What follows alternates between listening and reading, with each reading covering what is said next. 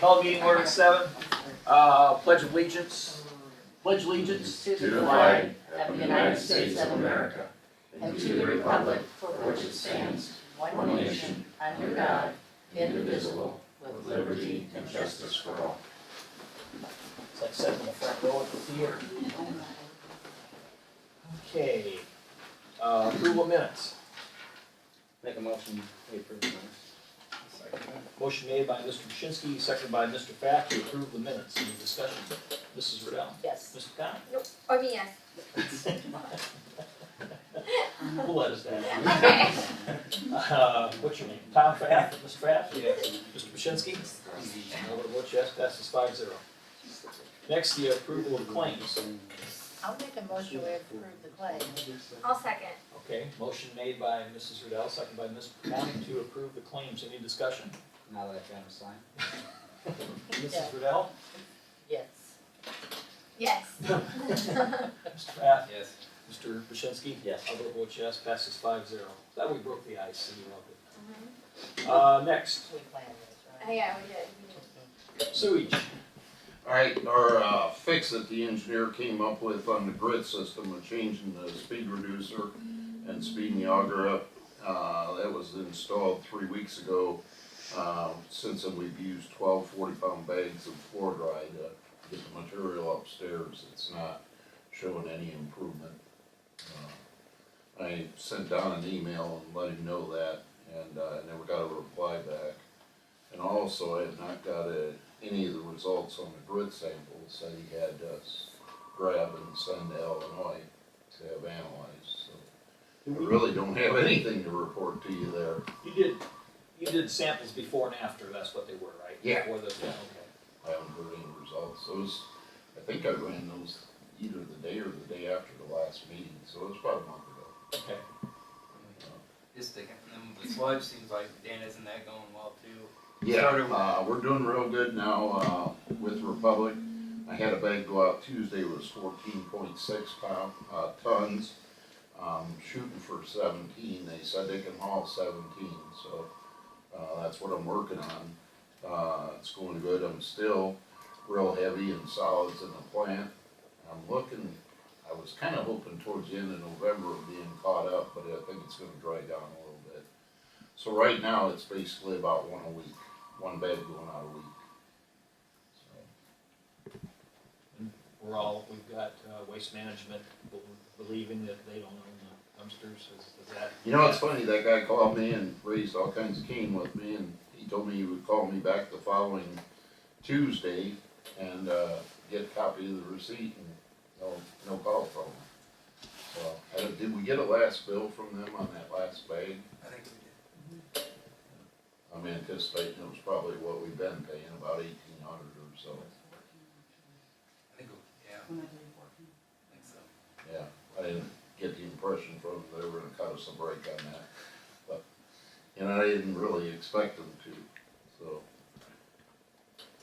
That's all I got for wastewater. Anything else, anybody else on wastewater? H2O then? And this is not a good one. I'm gonna hand you guys out pictures, you can pass them around, you can keep them, whatever you wanna do.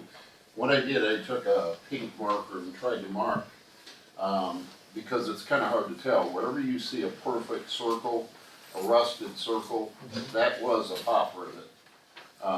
That whole lid is put together with pop rivets, and then they had bolts that held the actual lid down to the can. And, we finally got the drone up here, and he shot the video and pictures of it, and we gotta do something, guys. I contacted 5 companies. I got a reply from one. I emailed him the pictures.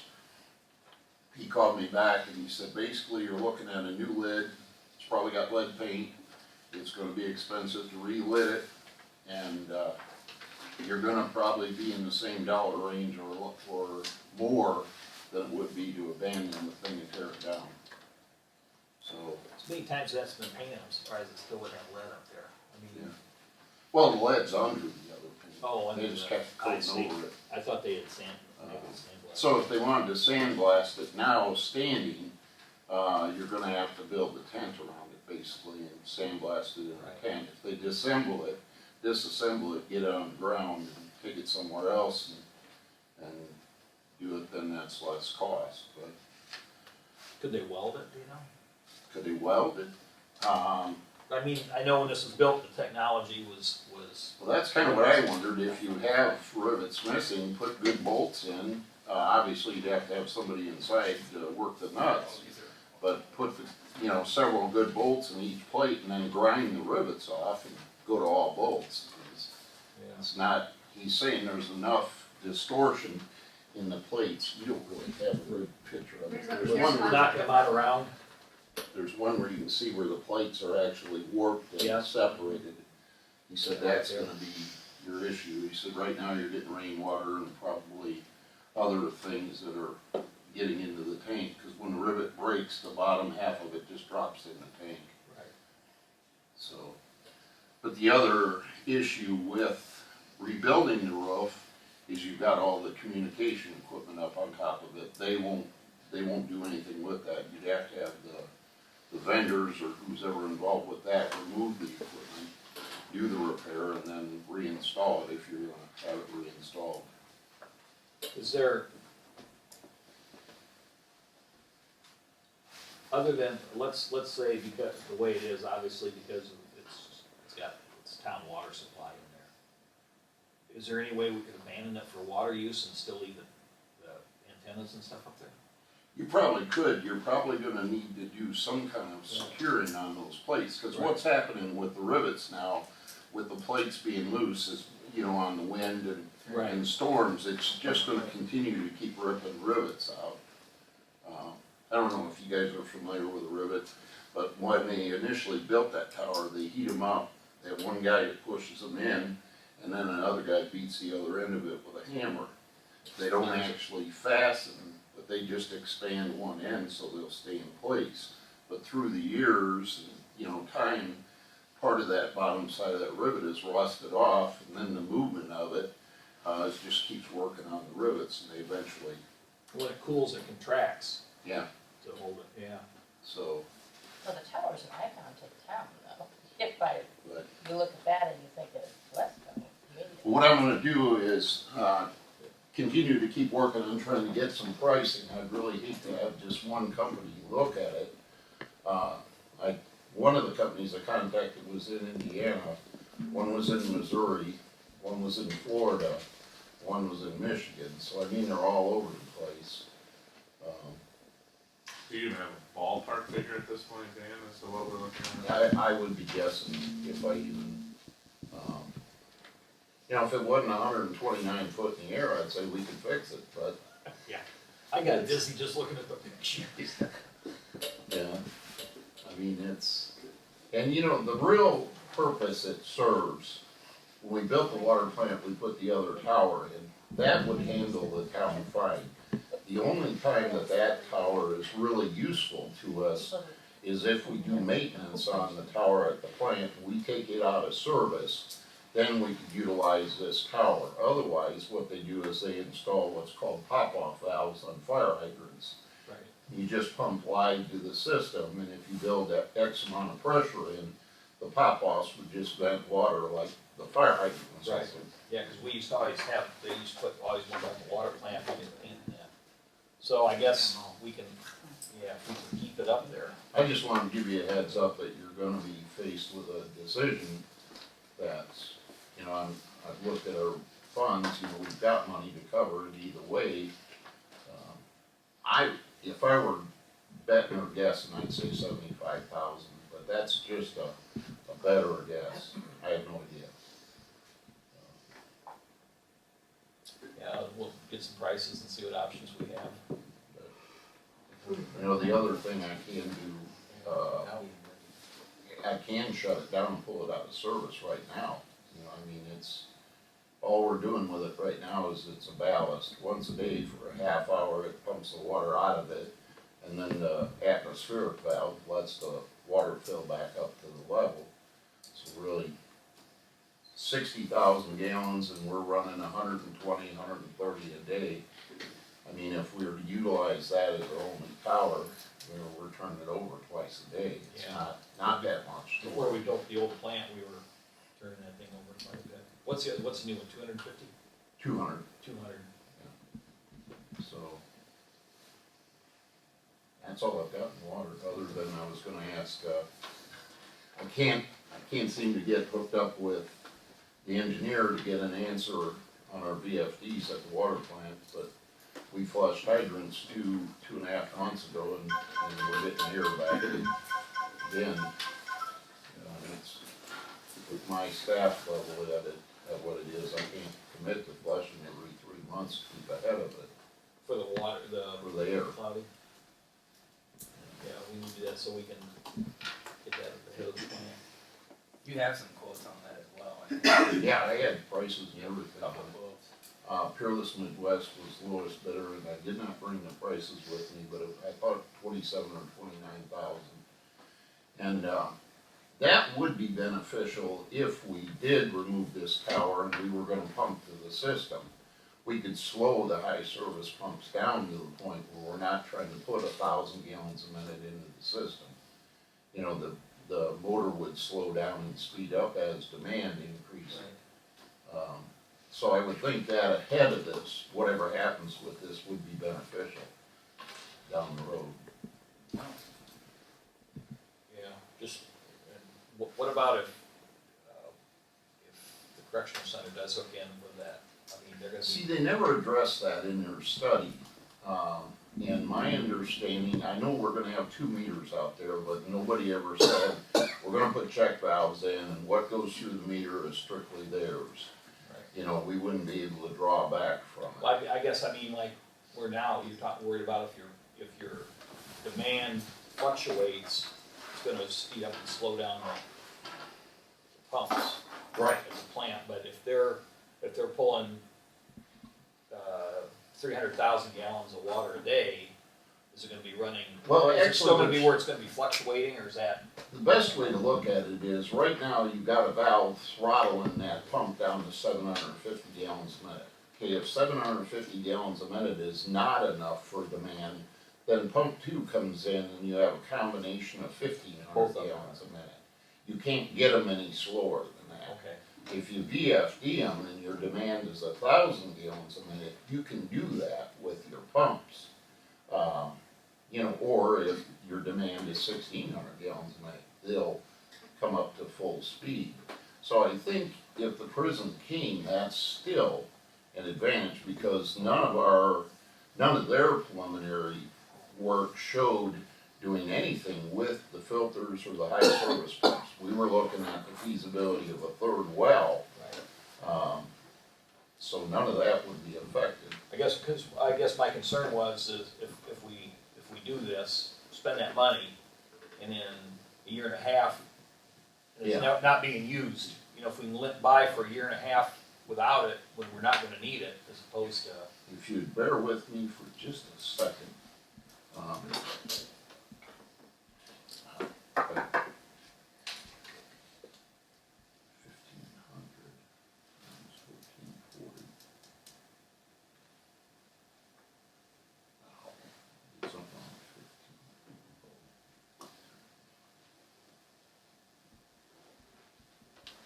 15. According to, at 1,500 gallons a minute, if those pumps ran 24/7, you're putting 2.16 million a day out. Right now, we're in the 120,000 range. If the prison was indeed around 500,000, we're still way under those pump capacities. so they'd still be beneficial. One of the things that wasn't addressed in their study, which I understand, because you can't look at every aspect. If you're paying somebody to do a brief study, Right. you can't look at every aspect, but was that if we could take this tower, the little tower, out of service, if the prison came in, and they never really addressed that. You know, and basically then at that point, you would use the prison's tower on steady or pop-off valves. You know, and you could have water flow in both directions, but that would be a nightmare for billing, because you're metering what's going out there. If you start pulling back to utilize your system, you know, Yeah, we'd probably be better to put a pop-off valve down it if we had to do it. but I And if think they're, and really, if they're pulling a lot of water, it probably wouldn't be might not need the top right. ones. You know, you'd like to hope that maybe Purdue and the prison would not call for demand at the same time, and you could utilize fill them both. Right. You know, or it might limit what you actually have to pop off and waste, because whatever you pop off is gonna be flooding something. You know, you're gonna have to put it close to a ditch or, Yeah, that's why they used to always do that one at the wastewater plant, because it went right. yeah, right down the ditch. Okay, That's all I got for you guys. thanks. Streets. Only thing I got, Mike, is they still haven't repaired the road over here by the. They put the new garage up over here. Okay. I talked to a guy a month ago, and he said they were working on it, but it's still not fixed. Actually, we get it fixed before winter anyway. Okay. I don't know what we have to do, but it's not done. Who's gonna do that, their contractor, or? He didn't know. Okay. We need to give them a little boost then. Who was that, Mark, yeah. Give them a call and we'll get in touch with them. That's all I got. Okay. We have a resolution to transfer funds, for the streets. It's, transfer $6,000 from appropriation 201-00-1134 health insurance MVH fund to appropriation 201-001-233 street supplies MVH fund. Transfer $2,000 from appropriation 201-001-134 health insurance MVH fund to appropriation 201-001-361 repair and maintenance MVH fund. This is just moving money around like we do, especially near the end of the year. It was for the, signs, if we have to do some signage. So I will make a motion that we adopt resolution 2016-7. Second. Motion made by Albert, seconded by Mr. Krasinski to adopt resolution 2016-7. Is there any discussion? Mrs. Riddell? Yes. Mr. McConick? Mr. Pfaff? Yes. Mr. Krasinski? Yes. Albert votes yes, passes 5-0. Next, Parks. Excellent. So, I came up with this good idea to kind of get the community together and have a little bit of a fundraiser. Obviously, I want to get this going. I've already started, but if you don't approve it, it's fine. It's just something that I'll work on next year.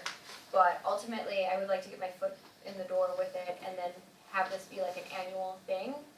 So I had this great idea that each organization, business, decorates a Christmas tree and they donate it to our little like winter, whatever we want to call it. And then the community comes together and they place bids on it. So if it's the first or second week of December, people will come in and they can bid $10 on a Christmas tree, $15 on a Christmas tree, $25, doesn't matter. And the money would go help with the police department. And I would have the high school choir and band perform. Obviously, this would be the first year, and in following years, I'd look to like get like little vendors, things like that. But with it being just something very new and an idea I came up with, I was thinking it would be a little bit fun. The whole community would get together. They'd listen to the high school perform, the band perform, and that's along the lines that I was thinking. I already got them on board. They're all in. My only dilemma is I don't know if we should have it at the park because it's going to be cold. It's December, or seeing if the school would have it there. What day you thinking about doing this? Well, because the kids have like games and whatnot. I was talking to the band teacher and the choir teacher because there's things going on. But I think we were looking at like Thursday, December 1st. Oh, okay, so I was thinking when school got out for break, that would be the problem, so it's early before they get on school. Yeah. Literally, I want to have it like the first or second week, just depending on schedules and conflicts, and things like that. And then because like the thing is, people are going to be bidding on these Christmas trees that are decorating. Like, you know, they don't want to put them the week of Christmas or the week after, because I doubt anyone is Orthodox that they celebrate Christmas January 7th. I mean, but I'm just saying, like, it's nice to have it earlier, so then people, if they want to put it in their office, they can. If they want to put it at home, they can. Yeah, I don't think it makes any difference where they had it. Well, out at the park, if there's In facilities, I mean, we have, it's all closed down, the water's been turned off, there's nothing there, so it's gonna be a extended period of time they're gonna do this, or. I don't know, I was only thinking like an hour-long program, and if we did it at the school, I was thinking of having it after a basketball game. Cause then the kids would already be at school, and then we could set the Christmas trees up anywhere, and it just depends on how many people donate a Christmas tree. Like, I was hoping the town would have a Christmas tree, donate, just decorated, so then people can come and place their bids on it, and I'm gonna talk to the local businesses, restaurants. And then PNC also has decided to help. I talked to their professor, they're gonna get a credit, they're gonna do all the advertising for it. Obviously, they can't do the printing, so us as the town, we would have to do that to advertise the event, but they are going to do the marketing behind the event. And they're gonna get like extra credit for it or something, like we discussed. I don't have an objection with you doing anything, if you wanna do that. These are instances in fundraising as far as money stuff. Yeah, I mean, the biggest thing is just making sure that there's procedures in place for as bids are made and funds are collected, that they're safeguarded, properly accounted for, and then that they're turned over to Lori. I think that would be the biggest thing. And then, and assuming you're gonna have it at the school, that eliminates a lot of the potential liability type things, but you have to be mindful of that. And then, obviously, I don't know how you're gonna go about staffing it, but, if you felt that you were gonna have town employees, you'd have to, I don't know if it would be after hours or what your thought would be, but we'd have to be mindful. It is an event, so from all of you in the community, if anyone wants to help, of course, we're gonna need it.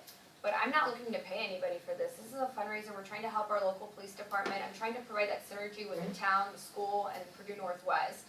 So ultimately, I'm not looking to pay an extra person anything. I'm just looking for us to all kind of do this together as a community. But I think that if you're gonna do it at the school, you're gonna do it that way through volunteers, and the biggest thing is just making sure that Lori's satisfied with the procedures you have in place to collect the funds, account for the funds, and then turn them over. Guidelines we have to follow, I talked to John Schaefer about it. It's who's gonna, is it tickets, who's gonna keep track of the money, who's taking donations, who's doing all that. I don't think it's as hard as you're making it seem. I think ultimately Well, we're it's a gonna little- have I'm a not person making, I'm not member. saying try to make it sound hard, it's a lot of work. Yeah. Well, no, I think you just have to be, Yeah. if this is a separate group of just like volunteers that's out there doing this on their own, and then collecting all these funds, and it's not the town's money until it's actually deposited with the town, that's one way to go about doing it. But if you're gonna have the town sponsor this event, be involved in this event, be collecting the funds, that's where those that's where I the state definitely board of want this to accounts be a would really town be looking thing. at it. Because ultimately my goal is to have this get bigger every year. Like I said, this is me just getting my foot in the door with this. I want to have something go on because nothing goes on here in town. So I'm just trying to provide something for the So community. you're saying it's a town event, not a sanctioned by us event, Yeah. it's just a town-wide event? Yes, I want it to be a town-wide event, and I want us all to be involved because we are representing this town. So are you trying to create some kind of a organization to do this? This is my first time doing this, so I really don't You know. see what I'm saying, as like a type of organization, it's much easier for them to obviously do a fundraiser, because then the proceeds they can donate to the town. Whereas, It's if like it's the a Birch town Field Foundation. sanctioned, yeah. Okay. So are you saying I should see if they're willing to partner and then go through them for this? We can't just do a standalone thing? Well, I will tell you, John Schaefer did say it's much easier, it is much easier as far as state board of account guidelines go, to have a private organization, sponsor, go through them, is that? Or be involved in it. Yeah, it's something. There's nothing that can't be worked through, understand Right. that, but we Yeah. also don't wanna have a negative audit finding from the State Board of Accounts as it relates to this event. So that's the concern, is just making sure that things are properly structured. Because, I don't know, who does the pumpkin fest, is it Tri-Kappa? Tri-Kappa. Certainly if Tri-Kappa was involved in this, they're the ones who are collecting the funds, and then at the end of the day, write the check to the town for whatever funds, that's a pretty simple process, that's not an issue. Yeah. Like I said, it just gets more complicated if it's gonna have town representatives involved and they're the ones collecting the funds, and that's when I think that all of the State Board of Accounts, requirements would attach. Does that make sense? It makes sense. I just wish I would have known sooner because, I did keep an email and I wish someone was like, hey, this isn't gonna work, but this is how it can work. Nobody's saying it won't work. Yeah, We're just saying, I mean, if it's gonna be a town event, we just have to make sure that we've got the process and procedures in place. If you wanna do it more quickly and easily, if you can Yeah. get somebody else to partner with it, whoever that would be, I mean, if it's a charitable organization, that would be great, that would make it that much easier. right. I mean, I guess I can look into a partnership, but it's just so late and I just wanna get it started, you know what I mean? But, I guess we can like, I mean, I don't need an approval for it if I go through somebody else, right? Right. Alright, I mean, unless you're gonna use town property or you're gonna use the park or something, I mean, yeah, but I mean, if it's gonna be like a tri-capital event at the school, and mhm, it's just that the proceeds are gonna be donated to the town, then you're off and running at that end of things. okay. And I think that we have a gift fund set up, all right, Brett? Yeah, I have one in mind. Okay, so we've got that set up already on this end of things, okay. As far as volunteers, I think you'll get everyone's support, or, you know. That, yeah, So, that's why I I see think we can like, be present at the event and help volunteer. I think your idea with the school is awesome. I think you'll yeah, have and a, it's after a game and I was thinking, cause it's gonna be cold, I did have the students at P&W want to donate like a platform, like a little stage that they can perform on. But I just feel like December's coming, it's gonna be cold, people are gonna wanna be outside. This way it's already at the school and it's after an event. I guess, I mean, that's what I would like to do, but like I said, I have the school on board when it comes to the performers and everything like that. Now it's just like the little detail of getting to partner with somebody about it. It'd be great if they had, sometimes they have games on Saturday afternoons or something, that would be the great time.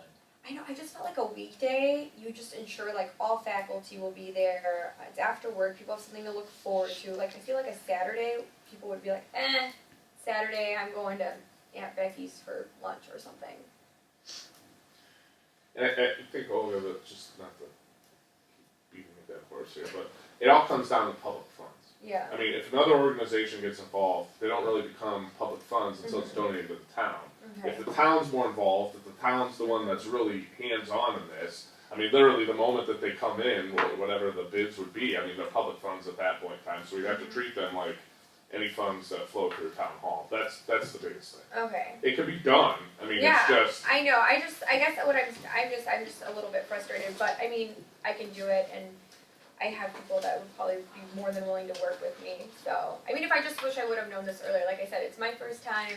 I'm trying to help the police department, I'm trying to help our town, I'm trying to help our community, I'm trying to do something for the better of this community, so, you know, like, I don't know, it breaks my heart hearing like, the police department has to buy like used stuff, and I'm like, you're gonna get this new building, like, you deserve the best, you know? And it's our police department, they do so much for the school, and I just think that synergy, everyone will wanna be involved, because they're like, oh, it's our local police department. So, I mean, it would be easier if there was like a nonprofit charitable Yeah. group involved, but it doesn't have to be. I mean, again, it could be a private group of individuals if they want to, but yeah, I understand that. you know what I mean? I sent you the plan, Yeah, like you their did. marketing plan, that they had for the event. I'm wondering if they could expand that and maybe. You know what, with the conjoining, Mm-hmm, they have to get so much approved, and they Okay. have one lady to answer to. okay. And it's like she's never on campus, because I've tried to work with them for other events and things like that, it's like they have to get this approved, they have to get this approved, it's like no smooth going. Okay. Public entity like we are. Yeah.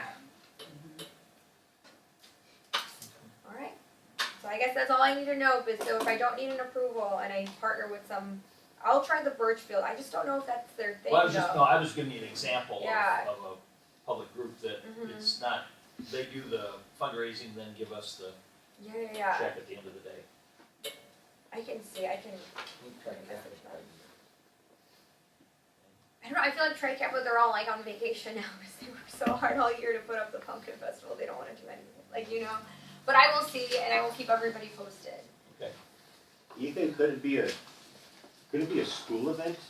Or would they have the same standards as They we would probably do have the about same managing money? standards, yeah, they would. Could it be, I mean, it could be, I guess I'm just thinking in my head, it could be, in my mind, and I guess maybe we could run this past John Schaefer, it's not like you have to go out and like create a corporation or an LLC to do this. It could be friends of the Westville Police Department, that's just a group of private citizens that wanna do this. And then, like I said, when it comes time to cut the check, it's cut to the town, and at that point, they're town funds. What about the That's the Westville biggest thing. Chamber? Can the Westville Chamber do you think? We'd have to It's possible.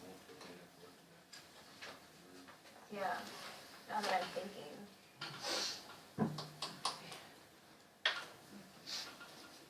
No porta potty quotes. No porta potty quotes, no. Just a few months away though. I know.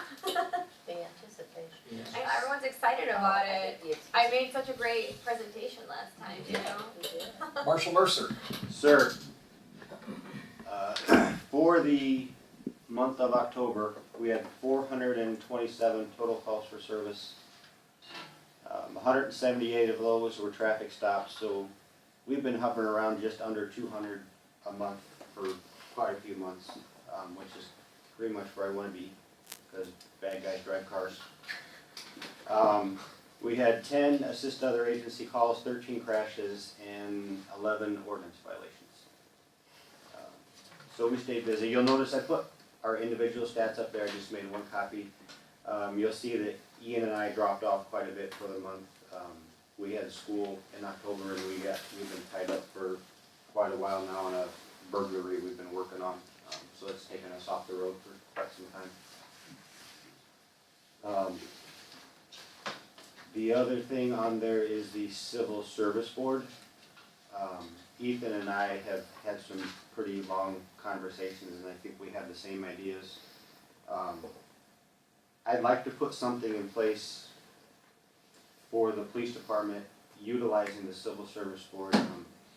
We had talked several months ago, I think it was at the beginning of the year, we had talked, and Ethan and I were both interested in having a merit system or a merit board or a board of commissioners for the police department. But as you look through Title 36, the minute you establish that, you're required to enter PERF. The town doesn't want to be in PERF, that's a lot of money.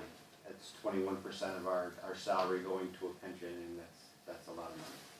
So we have to get away from having a board of commissioners or a merit board, so I would like to use the Civil Service Board more than what they're used for now.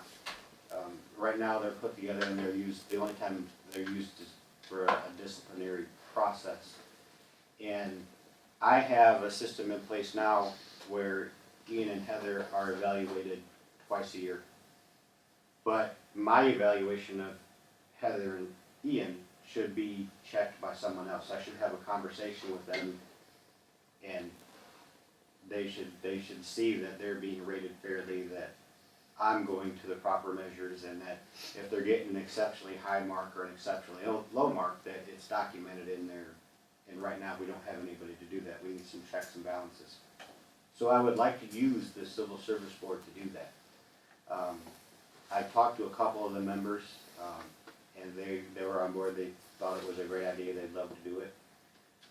Just to have them meet in June or July, and then in December, and to go over the evaluations that we have. And then they have an opportunity throughout the years.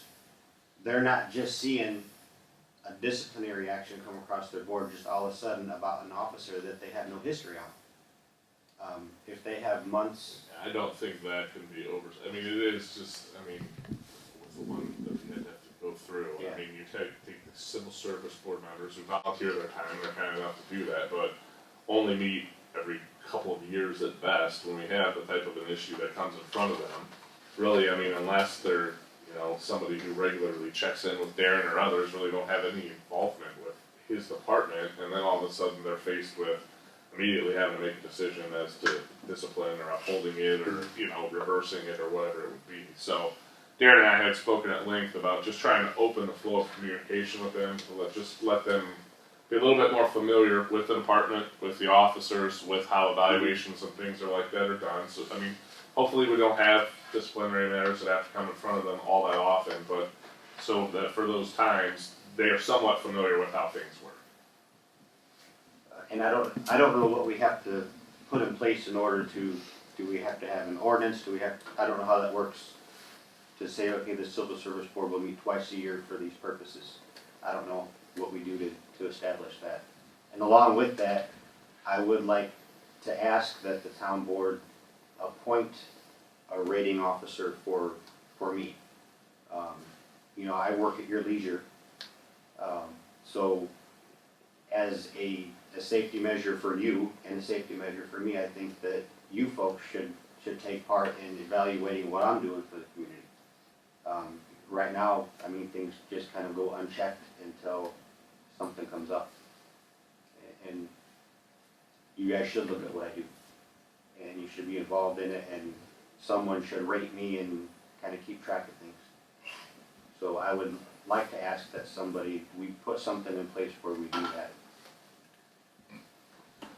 I guess the first part, Darren, I think that, I mean, it would just be, I mean, so long as the members of the civil service board are agreeable to meeting twice a year, that that's something that could be done. I mean, I don't think that that's anything that necessarily the town council would have to authorize. Could I just communicate with them myself and say, hey, can we call a meeting on this date to go over performance evaluations? And Yeah, I think so. there's no public notice or, We would have to talk about that. Okay. There likely would be public notice. I have to give some thought as to whether that could be done in an executive session by them or whether it would have to be public. But we would have to talk through that part of it. okay. How many members are on the civil service board? 5? 5.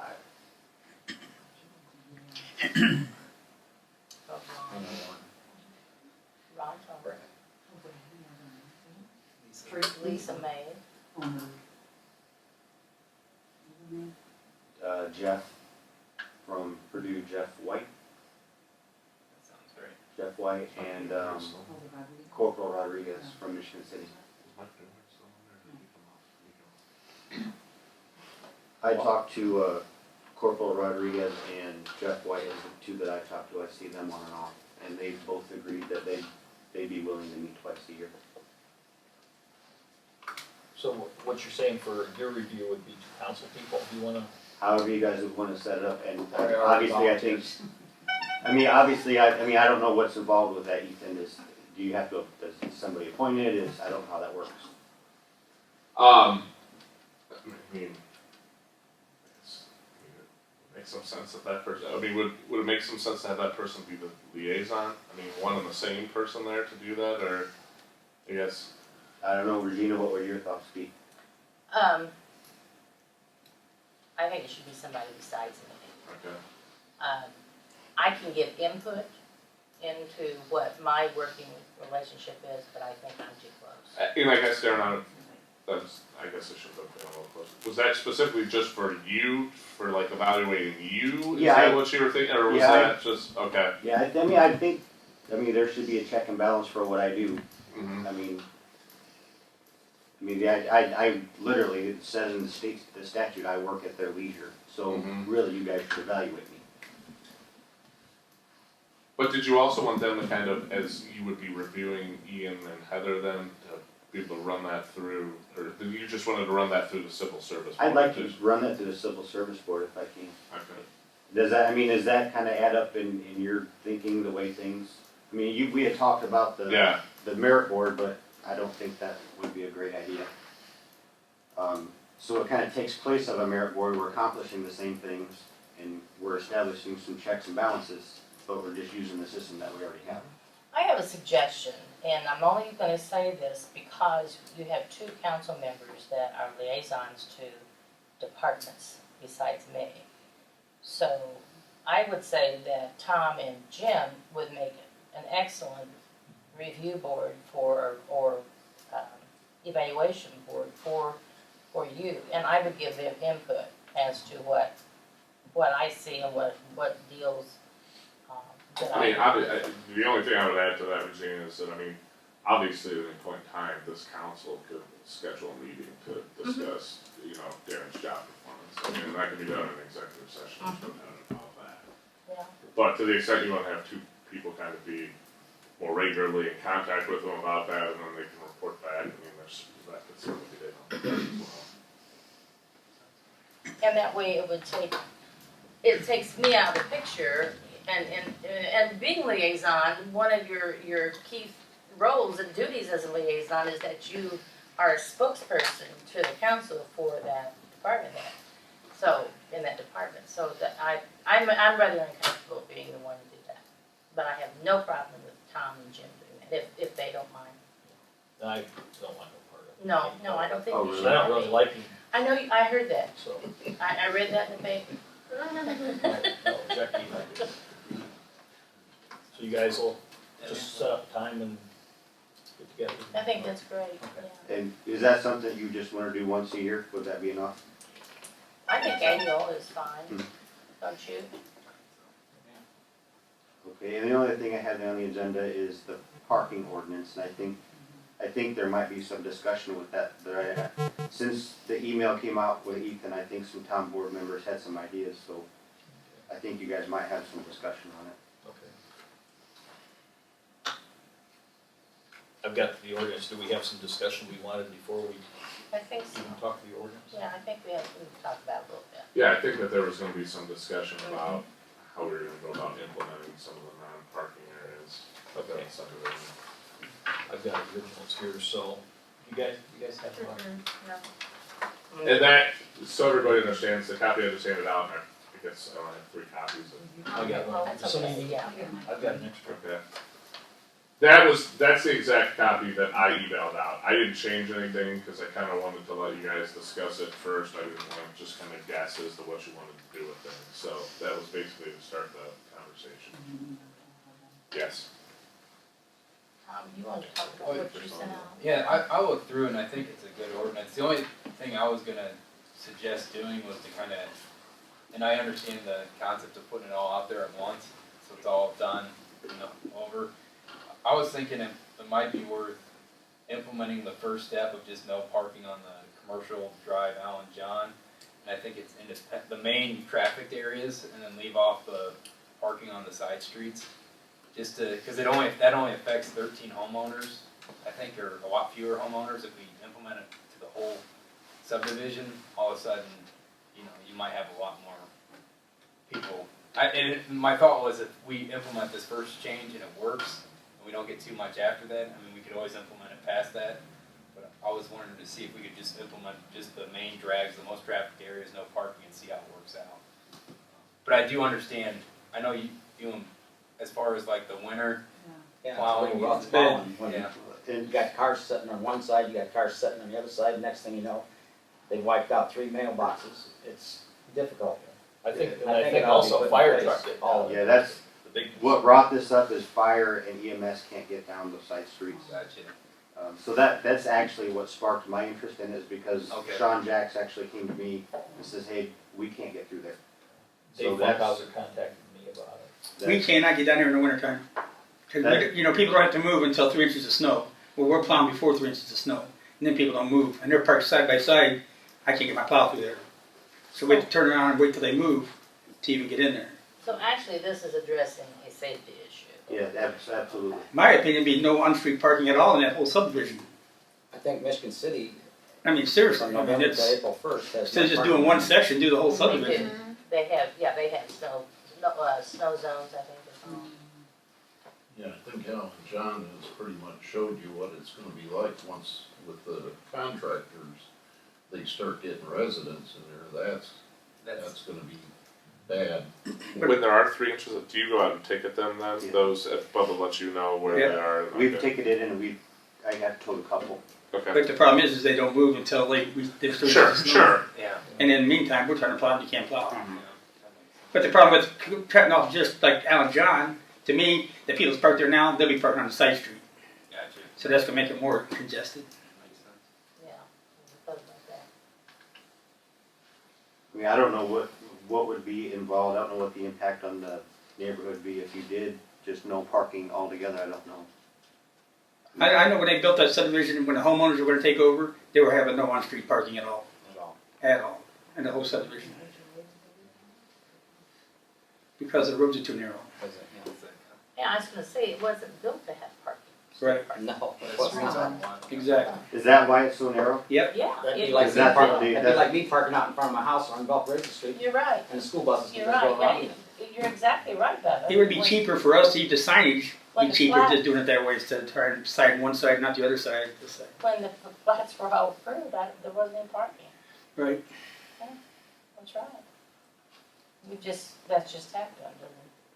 That's, I myself think it, I mean, I don't wanna make people mad, I'm sorry they have more vehicles than, you know, to do it, but for safety's sake, and us plowing and the fire, I think from November to April, would be, Well, it's not even that. I mean, even in the summertime, we can't get our brush box through there because they're parked side by yeah, side. that's good. I mean, it's not just the winter, it's the summer too. What do you, But it's a lot worse than how that. would you handle things like family events and stuff like that? Somebody has graduation parties or how? They could request a temporary Is that how- waiver, they could do that, yeah.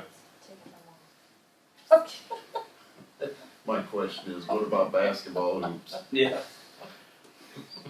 Those get kind of shoved aside. So, yeah. So I guess the safety's gotta be addressed, so it's either you do no street parking or half the street, or. Is there, to what extent are the residents out there aware of the, I mean, have they They're been not. complaining about the issue about, I mean, are there residents out there that have been complaining about I've got one parking? that lives there. Okay. Can I talk? Sure. First, our HOA was set up, we were allowed to have parking, I still have the covenants. It was just supposed to be no parking past 24 hours. I think on the main drag, the parking is a huge issue for the fact you have these people that aren't even using their driveways. They park, and you have to pull in the other lane to turn on a side road, and if somebody's coming up the other direction, you can't turn down. So I think the main drag is, you know, the biggest thing, which is like Allen John and then commercial going towards like Horizon and stuff. I can see a lot of people having issues on the side roads if there's no parking at all, for the fact that when they do have people come to visit, that's where they park, the driveways are only so big. I can see in the wintertime, I know that you guys do have problems where people don't move their vehicles. And I don't think, at least the neighbors around my house, I don't think that they would be opposed to, you know, wintertime, even if it was only an inch or two of snow with no parking. But I think if you make it no parking at all, I think you But will the have, important thing is if we gotta get an ambulance down there. right, and I understand that. I've been down Jacob Drive where my son lives, and it's like going through a jigsaw puzzle sometimes. There's cars parked on the wrong side of the road facing that way, there's cars on this side of the road facing back this way. Cause actually, It's- if the homeowners association had that, we couldn't enforce it anyway. Mhm. I mean, we could come in and make an ordinance, but we can't enforce the homeowners association. Right, and we tried doing the That's a HOA civil and the issue. people we elected to our board, Right. they just let it go by the wayside. So you have an HOA? We did, You don't now though? Well, that's No. that's all. yeah, that's a whole, I mean, we went. I never knew they meetings had and one. meetings, That's and how we they had get to along. elect- They I don't have think- covenants in no, place think we that got says that. they're supposed to have an HOA and now it's supposed to be so. It was conceived but never given birth. I guess. Yeah, I I thought we think would we went through Or given several birth. meetings, we elected our board members, and then they had their first meeting, and after that, they never, It was turmoil. I understand there was quite a bit of arguing, yeah. yeah, it about was, that. Where do you live? What I'm street? Jacob. Okay. Oh, no way. So You know what it's like. And, you know, I think one of the issues too, if you could consider a way to figure out how you do parking with not making it no parking, if there was a way to possibly mark the curb, you know, where they have to park past. See, on the because I side know- streets, it's based on what side of the opposite Yeah, side the of the way that- mailboxes. The way that Ethan worked with us when we put the ordinance together is we put parking on the side streets opposite side of the mailboxes. And then no parking on commercial Stanley and Allen John. At all. And then the cul-de-sacs would be empty, and the only parking would be on that short straight section on the south side of the street that runs east and west. So cul-de-sacs would be empty, cause that's, Bubba needs those cul-de-sacs to put snow. That's what we had thought of to accomplish fire trucks, ambulance, plowing, that type of thing. You see, that way on the side street, on your street, people would still be able to park, but opposite the mailbox. The Right. reason being that they can still deliver mail. Well, my issue though is on Jacob, and you probably know, there is a particular neighbor that likes to park to the corner, and that is an issue just to pull onto the street, so I'm, you know, but one of my ideas were, and I don't know if it's a good one, but some subdivisions I know, like in Valpo, they have where they allow parking, but only between certain hours. So like, you know, basically during daytime hours, they have to move the vehicles off of the street at night through a certain hour. So like if there was snow or something like that, you know, in the evening, they could still do their plowing during, you know, the evening, early hours, and then if you had people visiting, they could park in front of your home, and then they'd have to obviously move their vehicle. Our problem is, well, it is an issue with the snow, but just room is the issue. Cause if we allow people to park at midnight, you get a fire there, now you've got 10 houses, people are in bed, but you can't get them moved, so I mean, we need to do something just for the safety issue. Because fire trucks don't bend like, longer. Right. So, I think the best thing to do is parking on one side, and we need to mark away from the corners so people can make the turn into that street. And Ethan, my fault, Tom actually brought something up in his email, I didn't include Parkman Drive in there. Parkman Drive, we would need to include in no parking. Either side. Yeah, no parking at all. I didn't even think about that, such a short little street that nobody's ever on, I didn't even think about it. I don't even think it shows up on Google Maps. That's what I was looking at to ask. So we're gonna make this change, so let's table this for the changes. Yeah, we can do that. Then we can get a revised one. But I don't think not allowing parking, I mean, it's gonna be Yeah. anarchy. And the only, But I think, that's the best word I can come up with short notice. But I think parking on one side is gonna be a good start. It's a good compromise. Compromise, that you can still park, it might not be right in front of your house, but across the street, but we can still get a fire truck or an ambulance down there. Especially an ambulance, because they're wide too, the box on them. Tom, I have a question for you. Can you help us prepare the exhibit? 'Cause I saw in your email that you kind of had like the streets highlighted and like, will you lend your services to helping us put together kind of like a drawing depicting the no well, we'll parking? probably have to get that something out of the red, And something then- like. and we probably should put something in there, we need about, was that already by statute from parking from a curb? That's in statute. That's already covered. So You then, mean from an intersection? from an intersection, yeah. Statute. You have state law, you have state law for hydrants, and you actually have state law for distance to the curb if you wanted to use it. Is there any way, and I'm just curious, like.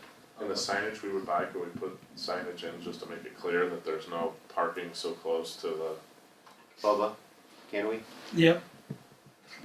Like, say, I'm just trying to throw this out there too, trying to picture myself being a homeowner. Say you live, and you're on the side of the street where everybody parks, and you always have cars probably parked in front of your house, if there's a lot of street parking that people are doing. Is there any way you could allow that resident to maybe, is there any way to get it to where they don't have people parking in front of their house is there any way to I don't know how we would. do it? You mean like if you wanted to park in front of my house, you were the Say you have somebody parking in front of your house every day for. public street is kinda. Yeah, I know it's a public street, but I Yeah. don't know if that's ever come up or if there is any remedies, but if there's not, I feel like Chicago would have permits. yeah. That'd be a nightmare. Probably be less arguments Yeah. than if we just. well, said yeah, no you know what, parking. actually, Mike, that would be the way to do it, is some sort of permit parking, and you would have like a permit for a specific space, and, Lot of I mean, towns that do would be the only real way in which you could kind of regulate that. A lot of towns do that. Sorry, Or they take their lawn chair in Chicago and set it up. Yeah, you could do Everybody that. has Yeah. parking tags. That's what I was trying to think of the words for that, dibs, Yeah. dibs on that spot. that would be a process, that would be a process. Put lawn chairs out. That would be, yes, that would be a real process. So we'll revise that and table it for December, we can do that. But I think as a homeowner there, do you think one side is better than none? Personally, I'm on the side with the mailboxes. We have a 50-50 chance. But, personally, I would feel bad for my neighbors across the street if they have cars all the time parked in front of them. And I know there are some neighbors on that street that they just park in the street for no reason. I mean, they have a driveway, they can park there, but they just choose not to. Right. I don't know if there's another option to possibly make it like an hourly parking or something where they wouldn't have cars all the time in front of their house where they have to be moved at some point. We could change we could amend our parking ordinance. Right now, our parking ordinance is a vehicle can be parked no longer than 5 days without moving. We could change it to a 24-hour and make it in line with the state statute for abandoned vehicles and actually tag them as abandoned. And if you have room in your driveway, you must park it. I don't know. I mean, but we're still saying on one side of the street, I mean, Yeah. what we wanna do is strongly recommend that people park in their driveway. Right. And as opposed to you where you don't, where you have to park across the street, it'd be just easier to park in the driveway. I mean, Which we do. I mean, Which the you only do. time personally it's gonna affect me is if I have people over. Right, But I mean, I can see with the fire trucks and the ambulance, it would be difficult to weave in and out. and they would all be parked on one side Right. of the street. I mean, I realize sometimes But you know, graduation time, I get it, there's gonna be tons of people, you know what I mean? And I think that we would be willing to, you know, there's flexibility in enforcement if you have to because of a graduation party or 4th of July party or whatever. Right. But the continuing where we have people park there every night, we've got, you know, 10 cars on both sides of the street. Well, that's like when you're trying to go in and out of there. you know. Yeah. There's a certain individual that has a record sitting there Mm-hmm. all the time. So we can work Too on, close to the so we'll revise this and, but it's probably gonna have to be on one side. Okay. Just pick the wrong side of the street to live on. I mean, my guests can walk across the street.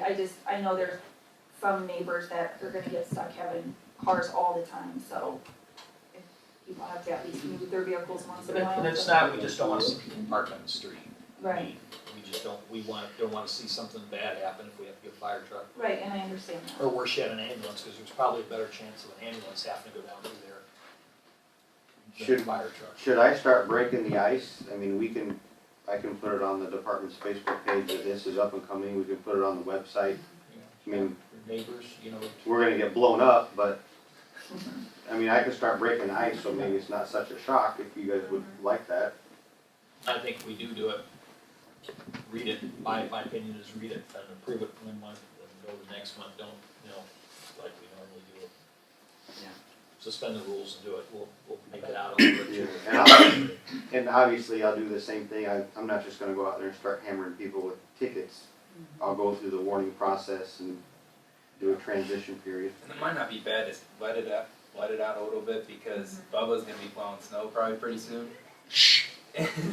Those dudes, Yeah, but no, seriously though, because if this ordinance is hanging out there, it's gonna affect it. So And the indicator we used to always put the snow routes in the paper and post them to some people. You know, I live on a snow route and I don't think about it. You can put the stove out on your page. Yeah. Yes, Bob? Mike, just let you know, it's gonna cost us about $6,000 to sign that subdivision, so.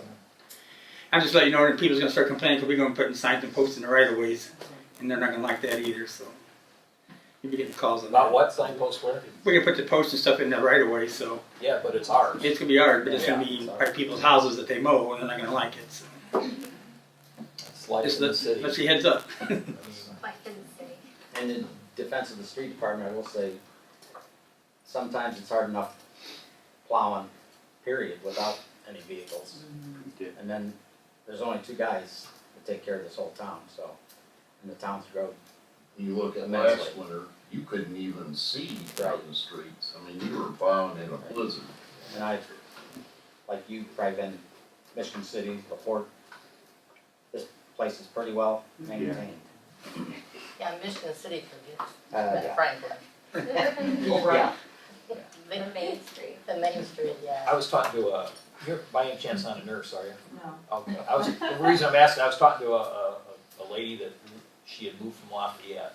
She was a nurse when your dad was in the hospital. And he was talking about, she goes, I was so afraid moving up to Westville that I'd never be able to get out when it snowed.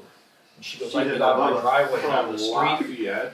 She moved up. Lafayette, it was horrendous. Well, no, with but she Phil. was, They but she do- was worried about And coming they to a have little ice town. storms down Yeah, there. and they She do was nothing worried but about- polish the ice. Yeah, but she That's was it. worried about That's right. coming up here, a little town, what it'd be like. She goes, man, I can get out my street, I can go down, but when I get to the highway is where I have trouble, so. Well, you cross 20 and going to downtown Michigan City and 20, or as long as it's 421, it's wonderful. Yeah, You cross 20 and it starts being Franklin, you're thinking, oh my God. yeah, we're very fortunate with our street people.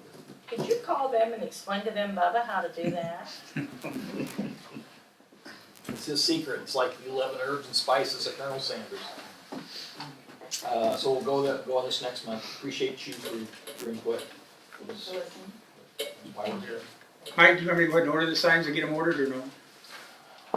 Till we wait? Do we know how many we need depending on what's? I made a list of them up already. But I Uh, don't wanna order them, I have to change them. what's the lead time on those, do you know? I probably get them in a couple weeks.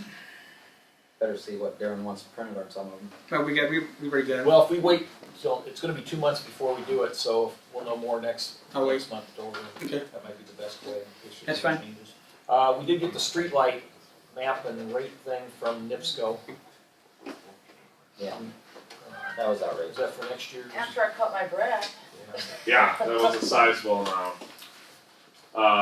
We did hear back from them, and I mean, I had circulated to you what the cost was gonna be. I mean, for some installed poles and lights, I mean, you're talking like $42,000. Can we get a quote from RMC?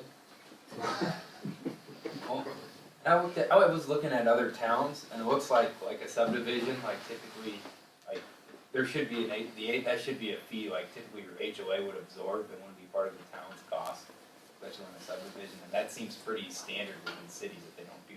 Since there are already streetlights on each home, they wanna pay for additional lighting in the subdivision. Right. Yeah, I mean, usually that's taken care of through, yeah, I mean, well, covenants can require each house to have like a card light, I guess you'd call it. And that- Or at the developer level to make sure that, you know, initially when the development's coming through, that they're working with NIPSCO to make sure a sufficient number of streetlights are installed. Right now, Water Tower does have lights on each, I think they have, each individual home has a light. And we put a couple in at corners on Allen John, or that, where it kinda makes that jog. We put that in, what, a year or two ago? Yeah, there was no cost to that either. You know, we might have to cut back and just, if there's any super dark spots there, do those, but rather than every spot we looked at. What did we look at? What was it, 16? I think that's right there. Yeah. 16 poles, yeah, that's what it says. And, you know, like another thought I had was if we do this in Water Tower, the other areas in the town where they're gonna request the same type of service or the other subdivision, if we're gonna have people develop and they're not putting proper tree lighting in our developments, that's, you know, right now it probably meets minimum requirements for tree lighting, but that could be a lot of added cost onto the town, right? And that should be in the developer's cost, not the town. That'd be my thing. Cause if you have like the other subdivision, I don't know if they have main lights out there or not, I didn't look, but that one's being recently constructed. Part of that's from the city limits, they could go and ask the same thing and have more money. You'd have to treat everybody the same. I think our subdivision, and it's every corner has a light. Yeah, but Fieldstone don't, they're just like Right. Water Tower. Yeah. Right. So it's and it's just basically every corner. And we can't even get LED stuff. I'd like to have one near each fire hydrant, that'd be great. Little LED lights to put on. Okay, anything else on the parking? So we'll look at that. Street lights, we'll have to look into that a little better. Finance, 2017. Nothing else on, police? No, sir. The salary ordinance 2016-12, we talked, last time about going from 24 pays to 26 pays. And we decided we'd go on 26 pays, so these are for 26 pays. General fund clerk, this is ordinance 2016-12, salary ordinance for year 2017. From the general fund, town council member, annually 2,400, clerk treasurer 13,258.18, clerk level A 412.92, clerk level B 90.50.34, clerk level C full-time or part-time is 11.40, and after a 6-month probationary it's 11.71 per hour, plus the 8%. General fund police Marshal annual 55,108.04, Chief Deputy 45,303, 44, First Class Deputy 42,337, 62, Probationary Deputy 36,573, 94, part-time officers 57,000, which is an hourly rate of $17 an hour. Crossing guard 9,931.32. Part-time clerk is 3,000, which is an hourly rate of $12.50. Retirement program for the marshal, chief deputy, and regular deputy after probation is 8%. MDH fund, street superintendent is 54,395.12. Labor mechanic level A is 34,336.64. Labor mechanic level B is 32,171.62. Labor part-time for total hours per year of 360 hours is 11.40 an hour. Retirement program is also 8% for the superintendent, labor mechanic level A, level B, after a 6-month probationary period. Park fund, general maintenance, maximum of 230 hours is 15.76 an hour. Water company, each council member 2,400, clerk treasurer 13,258.18, clerk level A 12,412.92, clerk level B 90,50.34, salaries or utility superintendent 27,552.02, ops foreman with 3 licenses is 22,651.72, ops foreman with 2 licenses 19,969.04, 1 license ops foreman is 17,286.36, water operator is 34,422.96, labor full-time 1140, after 6 months 1171, labor part-time is 1140. Retirement program for the clerk, treasurer, utility superintendent, ops foreman, water operator, clerk level A and level B, and full-time laborers after 6 months is 8%.